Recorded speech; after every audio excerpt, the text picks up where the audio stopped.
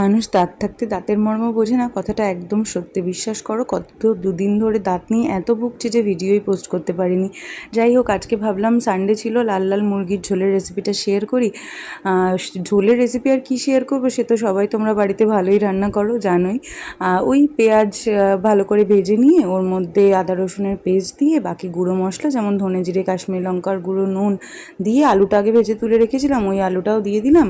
মশলাটা ভালো করে কষিয়ে নিয়ে মাংসটাও দিয়ে দিয়েছিলাম, সব একসাথে ভালো করে কষিয়ে নিয়ে, আমাদের রোববার মানেও ফাঁকিবাজি রান্নাই। যাই হোক, ভালো করে কষে টষে নিয়ে দেখতেই পাচ্ছ এখানে মুরগির মাংসটা ভালো কষা কষা হয়েছে। আমার বর এখান থেকে একটা মাংস তুলে খেতে খুব ভালোবাসে। তারপর একটু পরিমাণ মতো ঝোল দিয়ে দিলাম, আর এদিকে দেখতেই পাচ্ছ আলু মাংস সব সেদ্ধ হয়ে গেছে। এরকম টালে ঝোল দিয়ে দুপুরবেলা ভাত খেতে তো ভালোই লাগে, যা গরম পড়েছে, রসা কষা একদম রুচ্ছে না। এবার একটু গরম মশলা ছড়িয়ে দিলাম, দিয়ে আমি নেবো। এই যে আমার লাল লাল মুরগির ঝোল একদম রেডি। তোমাদের কেমন লাগলো জানিও, আর প্লিজ সাবস্ক্রাইব করে দিও। আবার দেখা হচ্ছে।